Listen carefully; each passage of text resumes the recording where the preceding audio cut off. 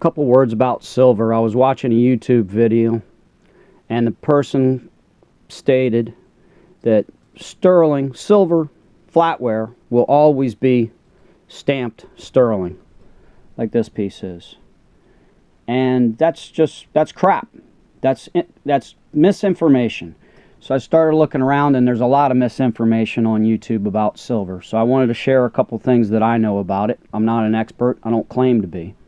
But there is a handful of things that you should look for besides it saying sterling or 925. Also, where you think it would probably be marked is not always the case. Sometimes it's in an area that you wouldn't suspect right away. So let me get right into this. All right, normally you see sterling.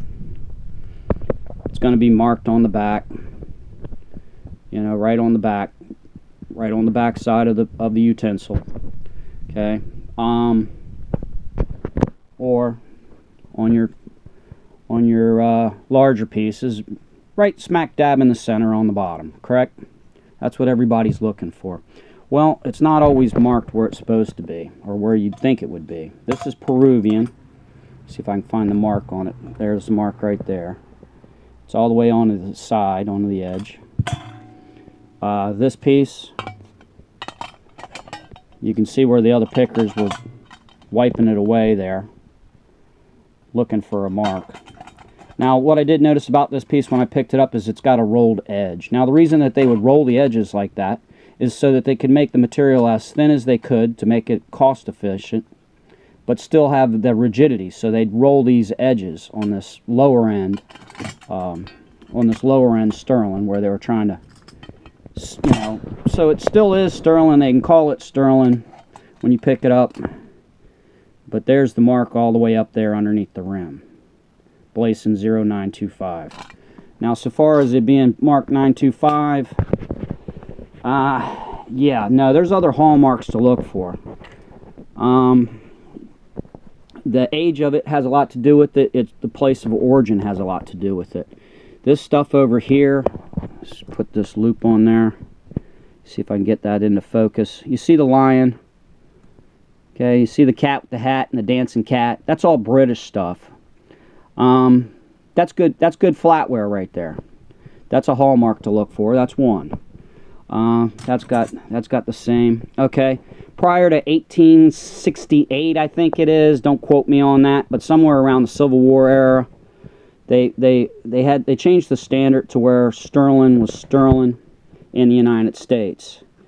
Before that, silver was scarce, and they'd make it out of coin. And a lot of that older stuff, so these pieces right here are all 150 years old or better, and it actually says coin. Now, coin is 90% silver.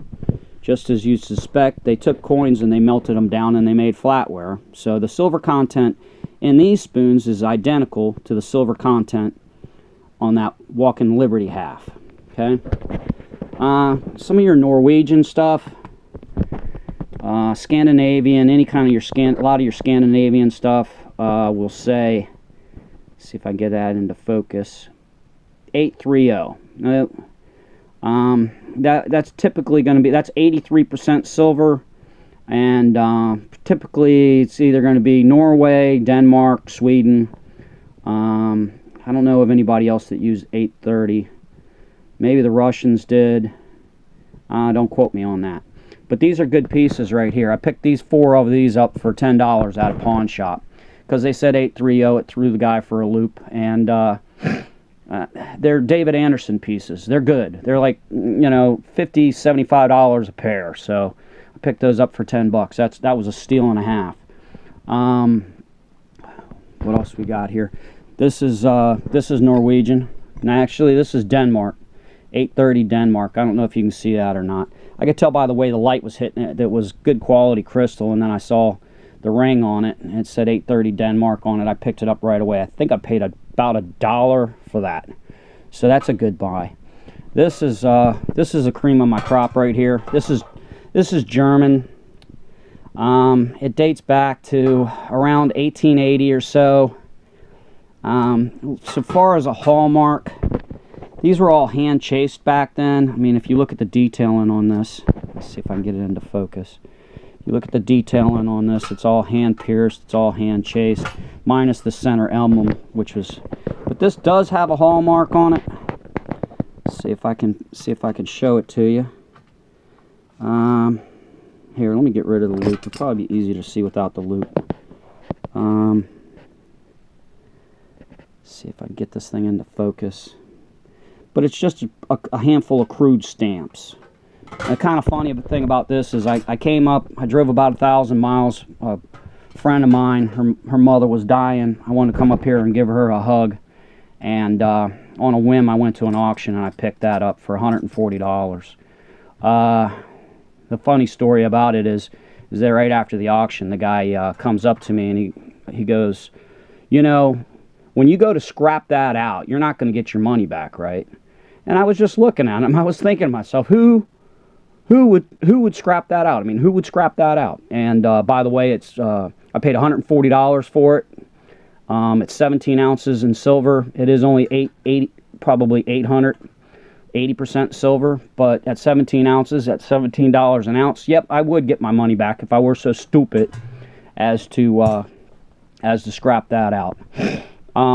So far as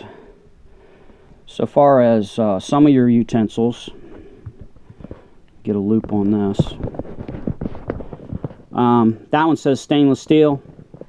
Okay, just the end is stainless steel. If you look down here a little bit further, you'll see it says sterling. I got that upside down. It says sterling, Denmark. Well, turns out, flip that over, that's a George Jensen piece. That's a good little find right there, you know. I paid $1 for that. That's probably worth about 50 bucks or so. Sometimes you got to look really hard to find some of these hallmarks.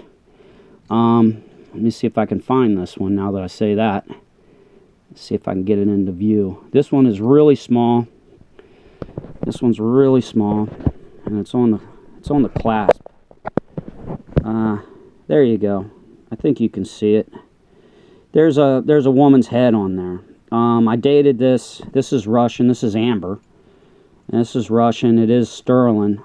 It dates back about 100 years old, somewhere around there, 1915 or somewhere in there. Danecraft. It's not marked where you'd think it would be. Usually you'd look for the sterling mark somewhere near the clasp. Well, it is kind of near the clasp, but it's like one link over. It's right there. So there's that. Some of your old military stuff is good. Some of your old military stuff's good.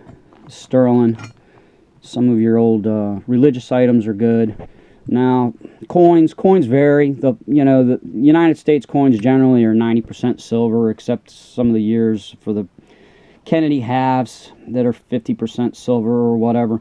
The only way, I mean, everything that you see here for coins right there all have silver content. The Norwegian, Netherlands stuff, I think, is like 73.5%.